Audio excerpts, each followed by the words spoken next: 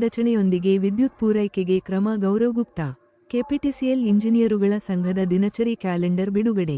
ವಿದ್ಯುತ್ ಉತ್ಪಾದನೆಯಲ್ಲಿ ಸ್ವಾವಲಂಬನೆಯತ್ತ ಕರ್ನಾಟಕ ಹೆಜ್ಜೆ. ವಿದ್ಯುತ್ ಉತ್ಪಾದನೆಯಲ್ಲಿ ಕರ್ನಾಟಕವು ಸ್ವಾವಲಂಬನೆ ಸಾಧಿಸುವತ್ತ ಹೆಜ್ಜೆ ಇಟ್ಟಿದ್ದು, ಶೂನ್ಯ ಅಡಚಣೆಯೊಂದಿಗೆ ಗ್ರಾಹಕರಿಗೆ ವಿದ್ಯುತ್ ಪೂರೈಸುವ ಮೂಲಕ ಉತ್ಪಾದನೆ ಮತ್ತು ಸರಬರಾಜಿನಲ್ಲಿ ಸಮನ್ವಯ ಸಾಧಿಸಬೇಕು ಎಂದು ಇಂಧನ ಇಲಾಖೆ ಅಪರ ಮುಖ್ಯ ಕಾರ್ಯದರ್ಶಿ ಗೌರವ್ ಗುಪ್ತಾ ಅವರು ಇಂಧನ ಇಲಾಖೆ ಇಂಜಿನಿಯರುಗಳಿಗೆ ಕರೆ ನೀಡಿದ್ದಾರೆ. ಕರ್ನಾಟಕ ವಿದ್ಯುಚ್ಛಕ್ತಿ ಮಂಡಳಿ ಇಂಜಿನಿಯರುಗಳ ಸಂಘದ ವತಿಯಿಂದ ಸೋಮವಾರ ಸರ್ ಎಂ.ವಿ. ಸಭಾಂಗಣದಲ್ಲಿ ಆಯೋಜಿಸಿದ್ದ ಸಂಘದ ಸುವರ್ಣ ಮಹೋತ್ಸವ ಸಂಸ್ಮರಣಾ ಉಪನ್ಯಾಸ 2026ರ ತಾಂತ್ರಿಕ ದಿನಚರಿ ಬಿಡುಗಡೆ ಹಾಗೂ ನಿವೃತ್ತ ಇಂಜಿನಿಯರುಗಳ ಸಂಘದ ವತಿಯಿಂದ ಉಚಿತ ಆರೋಗ್ಯ ತಪಾಸಣಾ ಶಿಬಿರಕ್ಕೆ ಚಾಲನೆ ನೀಡಿ ಅವರು ಮಾತನಾಡಿದರು. ಕೋವಿಡ್ ಬಳಿಕ ವಿದ್ಯುತ್ ಬೇಡಿಕೆ ಸಾಕಷ್ಟು ಪ್ರಮಾಣದಲ್ಲಿ ಏರಿಕೆಯಾದಾಗ ಅಗತ್ಯ ವಿದ್ಯುತ್ ಪೂರೈಸಲು ನಮ್ಮಲ್ಲಿ ಯೋಜನೆಗಳಿರಲಿಲ್ಲ. ಈ ಸಂದರ್ಭದಲ್ಲಿ ಮುಖ್ಯಮಂತ್ರಿ ಸಿದ್ದರಾಮಯ್ಯ ಮತ್ತು ಇಂಧನ ಸಚಿವ ಕೆ.ಜೆ. ಜಾರ್ಜ್ ಅವರು ಸಭೆ ನಡೆಸಿ ಹೆಚ್ಚುವರಿ ವಿದ್ಯುತ್ ಉತ್ಪಾದನೆಗೆ ತ್ವರಿತ ಕ್ರಮಗಳನ್ನು ಕೈಗೊಳ್ಳುವಂತೆ ಸೂಚಿಸಿದರು. ಅದರ ಪರಿಣಾಮ ರಾಜ್ಯದಲ್ಲಿ ವಿದ್ಯುತ್ ಉತ್ಪಾದನೆ ತ್ವರಿತಗೊಂಡು ರಾಜ್ಯವು ವಿದ್ಯುತ್ ಸ್ವಾವಲಂಬನೆಯತ್ತ ಹೆಜ್ಜೆ ಹಾಕಿದೆ. ಇನ್ನು ಯಾವುದೇ ಅಡಚಣೆಯಿಲ್ಲದಂತೆ ಗ್ರಾಹಕರಿಗೆ ವಿದ್ಯುತ್ ಪೂರೈಸುವತ್ತ ಗಮನ ಹರಿಸಬೇಕು. ಅದಕ್ಕೆ ಬೇಕಾದ ಮೂಲ ಸೌಕರ್ಯಗಳನ್ನು ಹೆಚ್ಚಿಸಿಕೊಳ್ಳುವತ್ತ ಸರ್ಕಾರ ಹೆಜ್ಜೆ ಇಟ್ಟಿದ್ದು, ಇದಕ್ಕೆ ಇಂಜಿನಿಯರುಗಳು ಸಹಕರಿಸಬೇಕು ಎಂದರು.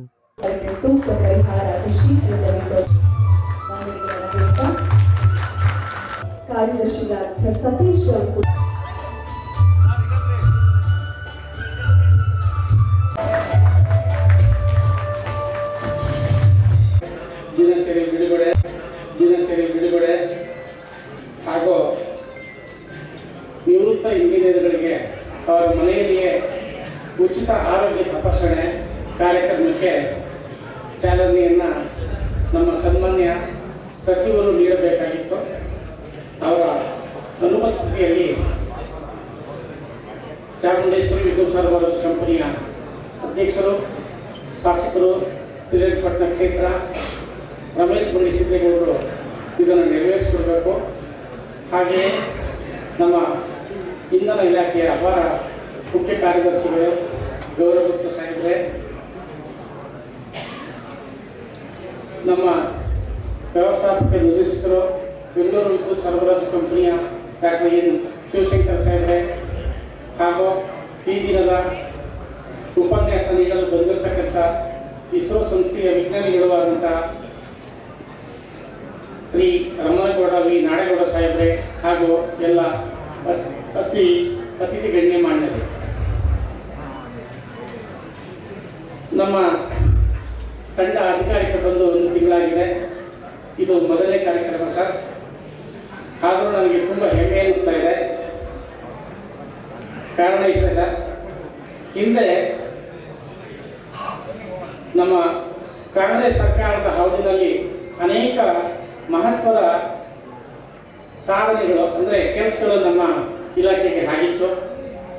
ಅದರಲ್ಲಿ ನಮ್ಮ ಇಲಾಖೆಗೆ ಅತಿ ಹೆಚ್ಚು ವೇತನ ಪರಿಷ್ಕರಣೆ ಆದಂಥ 26% ವೇತನ ಪರಿಷ್ಕರಣೆ ಕೂಡ ನಮ್ಮ ಕಾಂಗ್ರೆಸ್ ಸರ್ಕಾರದ ಅವಧಿನಲ್ಲಿ ಆಗಿತ್ತು.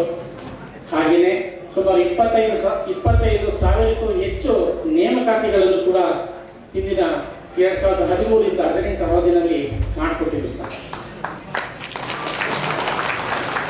ಹಾಗೆಯೇ ಈ ನಮ್ಮ ವಿದ್ಯುತ್ ಕ್ಷೇತ್ರದಲ್ಲಿ ಸರ್ ವಿದ್ಯುತ್ ಉತ್ಪಾದನೆಗೂ ಕೂಡ ಆದ್ಯತೆ ಕೊಟ್ಟಿದ್ದು ಆ ಅವಧಿನಲ್ಲಿ ಅಂತಂದು ತಪ್ಪಾಗಲಾರದು. ಅನಂತರ ನಮ್ಮ ಸನ್ಮಾನ್ಯ ಸಚಿವರು ಅಧಿಕಾರ ವಹಿಸಿಕೊಂಡ ನಂತರ ಅವರಿಗೆ ಇಂಥ ಪರಿಸ್ಥಿತಿ ಬಂತು ಅಂದರೆ ಅವರು ಸಚಿವರಾಗಿ ಅಧಿಕಾರ ವಹಿಸಿಕೊಂಡ 1-2 ತಿಂಗಳಲ್ಲೇ ನಮ್ಮಲ್ಲಿ ವಿದ್ಯುತ್ ಕ್ಷಾಮ ತಲೆದೋರಿತ್ತು. ಅಂತಹ ಪರಿಸ್ಥಿತಿಯಲ್ಲೂ ಕೂಡ ನಮ್ಮ ಅಪಾರ ಮುಖ್ಯ ಕಾರ್ಯದರ್ಶಿಗಳು ಹಾಗೂ ನಮ್ಮ ಕೆಪಿಟಿಸಿಎಲ್ ವ್ಯವಸ್ಥಾಪಕ ನಿರ್ದೇಶಕರ ಒಂದು ಮಾರ್ಗದರ್ಶನದಲ್ಲಿ ನಮ್ಮ ಸಚಿವರು ಅದನ್ನು ತುಂಬ ವ್ಯವಸ್ಥಿತವಾಗಿ ನಿಭಾಯಿಸಿದರು ಸರ್. 2026ರ ರೈಲು ಬಿಡುಗಡೆ ಸಮಾರಂಭವನ್ನು ನಮ್ಮ ನೆಲ್ಮೆಯ ಗೌರವಾನ್ವಿತ ಸಚಿವರಾದಂಥ ಕೆ.ಜೆ. ಜಾರ್ಜ್ ಸಾಹೇಬರು ಮಾಡಬೇಕಾಗಿತ್ತು. ಅವರ ಅನುಪಸ್ಥಿತಿಯಲ್ಲಿ ಇದನ್ನು ಮಾಡಲಿಕ್ಕೆ ಅವಕಾಶ ಕೊಟ್ಟಂಥ ವಿದ್ಯುಚ್ಛಕ್ತಿ ಮಂಡಳಿಯ ಇಂಜಿನಿಯರ್ಗಳ ಸಂಘಕ್ಕೆ ನಾನು ಕೊಟ್ಟ ಬಂದದಾಗಿ ಕೃತಜ್ಞತೆಯನ್ನು ಅರ್ಪಿಸುತ್ತೇನೆ. ಇವತ್ತಿನ ಸಭೆಯಲ್ಲಿ ವೇದಿಕೆಯಲ್ಲಿ ಉಪಸ್ಥಿತರಿರ್ತಕ್ಕಂಥ ಗೌರವಾನ್ವಿತರಾದಂಥ ಅಪರ ಮುಖ್ಯ ಕಾರ್ಯದರ್ಶಿಗಳಾದ ಶ್ರೀ ಗೌರವ್ ಗುಪ್ತಾ ಅವರೇ, ಆತ್ಮೀಯರು, ಬೆಸ್ಕಾಂನ ವ್ಯವಸ್ಥಾಪಕ ನಿರ್ದೇಶಕರಾದ ಡಾಕ್ಟರ್ ಶಿವಶಂಕರ್ ಅವರೇ, ಇವತ್ತಿನ ಕಾರ್ಯಕ್ರಮದ ಉಪನ್ಯಾಸ ಮಾಡಲಿಕ್ಕೆ ಬಂದಿರತಕ್ಕಂಥ ಡಾಕ್ಟರ್ ರಾಮನಗೌಡ ನಾಡಗೌಡರವರೇ ಹಾಗೂ ವೇದಿಕೆಯಲ್ಲಿರ್ತಕ್ಕಂಥ ಎಲ್ಲ ಗೌರವಾನ್ವಿತ ಅತಿಥಿಗಳೇ ಹಾಗೂ ವಿಶೇಷವಾಗಿ ಈ ಕಾರ್ಯಕ್ರಮದ ಅಧ್ಯಕ್ಷತೆಯನ್ನು ವಹಿಸಿರ್ತಕ್ಕಂಥ ನೂತನವಾಗಿ ತಮ್ಮ ಸಂಘದ ಅಧ್ಯಕ್ಷರಾಗಿರ್ತಕ್ಕಂಥ ಬಸವಣ್ಣವರೇ, ಸತೀಶ್ ಅವರೇ, ಎಲ್ಲ ನೆರೆದಿರ್ತಕ್ಕಂಥ ಗೌರವಾನ್ವಿತರೇ, ಮಾಧ್ಯಮದ ಮಿತ್ರರೇ, ಆತ್ಮೀಯರೇ, ಇವತ್ತಿನ ಕಾರ್ಯಕ್ರಮದ ಕುರಿತು ಮಹತ್ವವನ್ನು ಹಾಗೂ ತಮ್ಮ ಬೇಡಿಕೆಗಳನ್ನು ತಾವು ಮಂಡಿಸಿ ಅದಕ್ಕೆ ನಮ್ಮ ಅಪರ ಮುಖ್ಯ ಕಾರ್ಯದರ್ಶಿಗಳು ಒಂದು ಭರವಸೆಯ ಮಾತನ್ನು ತಮಗೆ ಕೊಟ್ಟಿದ್ದಾರೆ. ಆ ನಿಟ್ಟಿನಲ್ಲಿ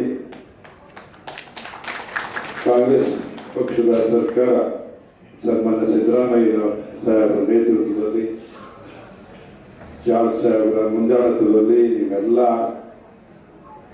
ಬೇಡಿಕೆಗಳನ್ನ ಈಡೇರಿಸುವ ನಿಟ್ಟಿನಲ್ಲಿ ಒಂದು ಪ್ರಾಮಾಣಿಕವಾದ ಪ್ರಯತ್ನ ಮಾಡಿ ಅದಕ್ಕೆ ಎಷ್ಟು ಶಕ್ತಿಯನ್ನು ತುಂಬೋದು ಅಷ್ಟನ್ನ ಇದುವರೆಗೆ ಮಾಡ್ತಾ ಬಂದಿದೆ ಅಂತ ಹೇಳಿದ್ರೆ ತಪ್ಪಾಗಲಾರದು ಅಂತ ನನ್ನ ಭಾವನೆಯನ್ನು ವ್ಯಕ್ತಪಡಿಸ್ತೇನೆ. ನಾನು ಒಂದೇ ಒಂದು ತಮ್ಮ ಗಮನಕ್ಕೆ ತರ್ತಾ ತಮ್ಮ ಒಂದು ಎರಡೇ ಮಾತನ್ನ ಆಡಿದ ಮಾತುಗಳನ್ನು ಮುಗಿಸ್ತಾನೆ. ಒಂದು, ಕಾಂಗ್ರೆಸ್ ಪಕ್ಷದ ನೇತೃತ್ವದ ಸರ್ಕಾರ ಸನ್ಮಾನ್ಯ ಸಿದ್ದರಾಮಯ್ಯನವರು ಹಿಂದೆ ಮುಖ್ಯಮಂತ್ರಿಗಳಾಗಿದ್ದಾಗ ಸಂದರ್ಭದಲ್ಲಿ ಗೌರವಾನ್ವಿತ ಉಪಮುಖ್ಯಮಂತ್ರಿಗಳಾದ ಡಿ.ಕೆ. ಶಿವಕುಮಾರ್ ಸಾಹೇಬರ ಕಾಲದಲ್ಲಿ ಅತ್ಯಂತ ಹೆಚ್ಚು ವಿದ್ಯುತ್ತನ್ನ ಉತ್ಪಾದನೆ ಮಾಡತಕ್ಕಂಥ ಕೀರ್ತಿ ಅವತ್ತಿಗೆ ಅವರು ಸಲ್ಲಬೇಕು ಅನ್ನುವಂಥದ್ದನ್ನ ನಾನು ಈ ಸಂದರ್ಭದಲ್ಲಿ ಹೇಳಿ ಬಯಸ್ತೇನೆ. ಜೊತೆಗೆ ಅದಾದ್ಮೇಲೆ ಇವತ್ತು ಸರ್ಕಾರ ಸನ್ಮಾನ್ಯ ಸಿದ್ದರಾಮಯ್ಯ ಸಾಹೇಬರ ನೇತೃತ್ವದಲ್ಲಿ ಬಂದ್ಮೇಲೆ ಜಾರ್ಜ್ ಸಾಹೇಬರು ಇಂಧನ ಸಚಿವರಾದ್ಮೇಲೆ ನಮ್ಮ ರಾಜ್ಯವನ್ನ ನಮ್ಮ ಶಕ್ತಿ ಮೇಲೆ, ಸ್ವಯಂ ಶಕ್ತಿ ಮೇಲೆ ನಿಲ್ಲಬೇಕು ಅನ್ನುವಂಥ ನಿಟ್ಟಿನಲ್ಲಿ ಅತ್ಯಂತ ಪ್ರಾಮಾಣಿಕವಾಗಿ ನಿಷ್ಠೂರತೆಯ ಕೆಲಸ ಮಾಡಿ ಇವತ್ತು ಹೆಚ್ಚು ಉತ್ಪಾದನೆ ಮಾಡ್ತಕ್ಕಂಥ ಶಕ್ತಿಯನ್ನು ತುಂಬಲಿಕ್ಕೆ ಕಾರಣಕರ್ತರಾದ್ರೆ ಅದು ಜಾರ್ಜ್ ಸಾಹೇಬರು ತಲುಪಬೇಕು ಅನ್ನುವುದು ನನ್ನ ವೈಯಕ್ತಿಕವಾದ ಅನಿಸಿಕೆ. ಅವರಿಗೆ ಈ ಸಂದರ್ಭದಲ್ಲಿ ನಾನು ತುಂಬ ಹೃದಯದ ಕೃತಜ್ಞತೆಗಳನ್ನ ಹೇಳಲಿಕ್ಕೆ ಬಯಸ್ತೇನೆ.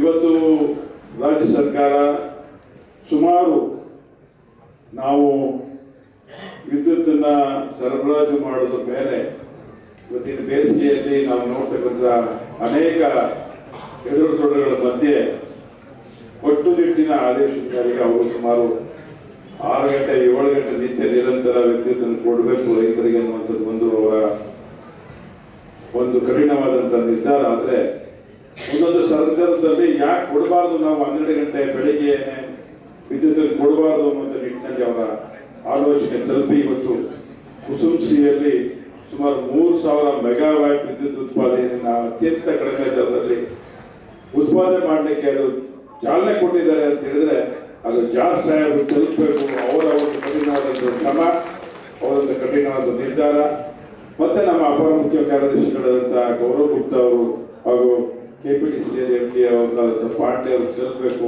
ಅದ್ರ ಜೊತೆಗೆ ತಮ್ಮೆಲ್ಲರಿಗೆ ಸಲ್ಲಬೇಕು ಅನ್ನುವಂಥದ್ದು ನಮ್ಮ ಆಶಾಭಾವನೆ ವ್ಯಕ್ತಪಡಿಸಿ ಎಲ್ಲ ಚಾಮುಂಡೇಶ್ವರಿ ವಿದ್ಯುತ್ ಸರಬರಾಜು ಕಂಪನಿಯ ಅಧ್ಯಕ್ಷರು ಸನ್ಮಾನ್ಯ ಶಾಸಕರಾದ ಬಂಡಿ ಸಿದ್ದೇಗೌಡರವರಿಗೆ, ರಮೇಶ್ ಬಂಡಿ ಸಿದ್ದೇಗೌಡರವರಿಗೆ ಮೊದಲನೇದಾಗಿ ಮೈಸೂರಿನಿಂದ ಇಲ್ಲಿ ಬಂದು ತಮ್ಮ ಕಾರ್ಯಕ್ರಮದಲ್ಲಿ ಭಾಗವಹಿಸಿದ್ದಾರೆ. ಅವರಿಗೆ ಮೊದಲನೇದಾಗಿ ಅಭಿನಂದನೆಗಳು ಮತ್ತು ಸ್ವಾಗತವನ್ನು ಮಾಡ್ತೀವಿ. ಅದೇ ರೀತಿಯಲ್ಲಿ ಈ ವೇದಿಕೆ ಮೇಲೆ ಇರ್ತಕ್ಕಂಥ ನನ್ನ ಸಹೋದ್ಯೋಗಿಗಳಾದ MD ಬಸ್ಮಾಮ್ ಅವರೇ, ವಿಶೇಷವಾಗಿ ಇವತ್ತಿನ ಕಾರ್ಯಕ್ರಮದಲ್ಲಿ ಒಂದು ಗೆಸ್ಟ್ ಲೆಕ್ಚರ್ ಕೊಡಲಿಕ್ಕೆ ಬಂದಿರ್ತಕ್ಕಂಥ ಡಾಕ್ಟರ್ ಡಾಕ್ಟರ್ ನಾಡಗೌಡ ಅವರೇ, KEB ಇಂಜಿನಿಯರ್ಸ್ ಅಸೋಸಿಯೇಷನ್ನಿನ ನೂತನ ಅಧ್ಯಕ್ಷರಾಗಿರ್ತಕ್ಕಂತಹ ಬಸವಣ್ಣ ಅವರೇ, ಮತ್ತು ಇಲ್ಲಿ ಸೇರಿರ್ತಕ್ಕಂತಹ ಎಲ್ಲ MDs, DTs ಮತ್ತು ಎಲ್ಲ ಸೀನಿಯರ್ ಅಧಿಕಾರಿಗಳೇ, ಆಗಮಿಸಿರ್ತಕ್ಕಂಥ ಎಲ್ಲ ಇಂಜಿನಿಯರ್ ಬಾಂಧವರೇ, KEB ಇಂಜಿನಿಯರ್ಸ್ ಅಸೋಸಿಯೇಷನ್ ಬಹಳ ಹಿಂದೆ ಸ್ಥಾಪನೆ ಆಗಿ ಇಂಜಿನಿಯರ್ಸ್ಗಳ ಯೋಗಕ್ಷೇಮವನ್ನು ನೋಡ್ತಾ ಬಂದಿದೆ. ಇತ್ತೀಚೆಗೆ ಸಂಘದ ಚುನಾವಣೆ ಆಗಿ ಹೊಸ ಪದಾಧಿಕಾರಿಗಳು ಆಯ್ಕೆ ಆಗಿದ್ದಾರೆ. ಅದರಲ್ಲಿ ವಿಶೇಷವಾಗಿ ನಮ್ಮ ಅಧ್ಯಕ್ಷರಾಗಿರ್ತಕ್ಕಂತಹ ಬಸವಣ್ಣ ಅವರು ಕೂಡ ಆಯ್ಕೆ ಆಗಿದ್ದಾರೆ. ಅವರಿಗೆಲ್ಲರಿಗೂ ನನ್ನ ಅಭಿನಂದನೆಗಳು. 6,000ಕ್ಕಿಂತ ಹೆಚ್ಚು ಇಂಜಿನಿಯರ್ಸು ಈ ಸಂಘದ ವ್ಯಾಪ್ತಿಯೊಳಗೆ ಕೆಲಸ ಮಾಡ್ತಿರೋದು ಭಾಳ ಒಂದು ದೊಡ್ಡ ವಿಷಯ. ಮತ್ತು ರಿಟೈರ್ಡ್ ಇಂಜಿನಿಯರ್ಸ್ಗಳು ಕೂಡ ಇದರಲ್ಲಿ ಭಾಗಿಯಾಗಿದ್ದಾರೆ. ಅವರು ಕೂಡ ಮುಂದುವರಿತಾರೆ. ರಿಟೈರ್ಡ್ ಆದರೂ ಕೂಡ ಅದರಲ್ಲಿ ಮುಂದುವರಿತಾರೆ. ಅದನ್ನು ಕೂಡ ಭಾಳ ಒಳ್ಳೆಯದು. ಇವತ್ತು ಒಂದು ಟೆಕ್ನಿಕಲ್ ಡೈರಿ ಬಿಡುಗಡೆ ಮಾಡ್ತಕ್ಕಂಥ ಸಮಾರಂಭದಲ್ಲಿ ನಾವು ಇಲ್ಲಿ ಸೇರಿದ್ದೀವಿ. ಸನ್ಮಾನ್ಯ ಇಂಧನ ಸಚಿವರು, ಹಿರಿಯ ನಾಯಕರಾಗಿರ್ತಕ್ಕಂತಹ ಶ್ರೀ KJ ಜಾರ್ಜ್ ಅವರು ಇದರಲ್ಲಿ ಬರಬೇಕಾಗಿತ್ತು. ಕಾರಣಾಂತರದಿಂದ ಅವರು ಬರಲಿಕ್ಕೆ ಆಗಲಿಲ್ಲ. ಅವರ ಅನುಪಸ್ಥಿತದಲ್ಲಿಯೂ ಸಹ ನಾವು ಅವರ ಕಂಟ್ರಿಬ್ಯೂಷನ್ ಏನಿದೆ ಈ ಎನರ್ಜಿ ಸೆಕ್ಟರ್ನಲ್ಲಿ, ಎಲೆಕ್ಟ್ರಿಸಿಟಿ ಸೆಕ್ಟರ್ನಲ್ಲಿ ಇರ್ತಕ್ಕಂಥ ಕಂಟ್ರಿಬ್ಯೂಷನ್ ಏನಿದೆ ಅದನ್ನು ನಾವು ಒಪ್ಪಲೇಬೇಕು ಮತ್ತು ಅದಕ್ಕೆ ಅವರಿಗೆ ಧನ್ಯವಾದ ಕೊಡಲೇಬೇಕು. ಅವರು ವಹಿಸಿಕೊಂಡಿರ್ತಕ್ಕಂಥ ನೇತೃತ್ವದ ಮೂಲಕವೇ ನಾವು ಇಲ್ಲಿ ಮುಂದೆ ಹೋಗಲಿಕ್ಕೆ ನಮಗೆ ಸಾಧ್ಯವಾಗಿದೆ. ನಮಗೆಲ್ಲರೂ ಗೊತ್ತಿರುವಂತೆ ಅವರು ಬರೋಕ್ಕಿಂತ ಹಿಂದೆ ಡಿಮಾಂಡ್ ಜಾಸ್ತಿ ಇರಲಿಲ್ಲ. ಬಹುಶಃ ಕೋವಿಡ್ ಪೀರಿಯಡ್ನಲ್ಲಿ ನಾವು ಇದ್ದೀವಿ ಅಥವಾ ಪೋಸ್ಟ್ ಕೋವಿಡ್ ಪೀರಿಯಡ್ನಲ್ಲಿ ಇದ್ದೀವಿ. ಆ ಸಮಯದಲ್ಲಿ ಡಿಮಾಂಡ್ ಜಾಸ್ತಿ ಇರಲಿಲ್ಲ. ಜನರೇಷನು ಅದೇ ರೀತಿಯಲ್ಲಿ ಟ್ರಾನ್ಸ್ಮಿಷನ್ನಲ್ಲಿ ಕೂಡ ಏನು ಕಾನ್ಸ್ಟೆಂಟ್ ಇರಲಿಲ್ಲ. ಅದನಂತರ ಅವರು ಬಂದ ನಂತರ ಕೆಲವೇ ತಿಂಗಳಲ್ಲಿ ನಮಗೆ ಆಗಸ್ಟ್, ಸೆಪ್ಟೆಂಬರ್, ಅಕ್ಟೋಬರ್ ತಿಂಗಳಲ್ಲಿ ಒಂದು ಕ್ಷಾಮ ಬಂತು.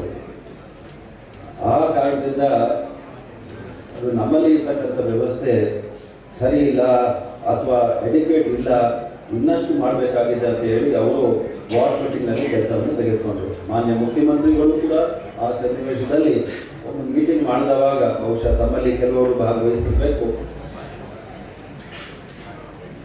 ನಮ್ಮಲ್ಲಿ ನಾವು ಯಾವುದೇ ಅಡ್ವರ್ಸಿಟಿಗೆ ನಾವು ಪ್ಲಾನಿಂಗ್ ಮಾಡಲ್ವಾ? ನಮ್ಮಲ್ಲಿ ನಮಗೆ ಬರ್ತಕ್ಕಂಥ ದಿನಗಳಲ್ಲಿ ಒಂದು ವೇಳೆ ಏನಾದರೂ ಮಳೆ ಆಗದೇ ಇದ್ದರೆ ಅಥವಾ ಬೇರೆ ಏನಾದರೂ ಫೇಲಿಯರ್ ಆದರೆ should be A contingency plan. ಆ ಕಂಟಿಂಜೆನ್ಸಿ ಪ್ಲಾನ್ಗೆ ಏಕೆ ನಾವು ಪ್ರಿಪೇರ್ ಮಾಡಲಿಲ್ಲ ಅಂತ ಹೇಳಿ ಸೊ ಈ ಥರದ್ದು ಏನಕ್ಕೆ ಆಗಿತ್ತು ಅಂದರೆ we have not upgraded our systems to meet any kind of eventuality. But ಕೊನೆಯದಾಗಿ ಏನಾಗಿದೆ ಅಂದರೆ from the scarcity, now we are going to adequacy, and in the coming years, electricity and sufficient power has to become the enabler of growth of this prestigious state in the entire country. ಈ ರಾಜ್ಯ ಇನ್ನಷ್ಟು ಅಭಿವೃದ್ಧಿ ಮಾಡೋದಾದರೆ we require sufficient power, adequate power at the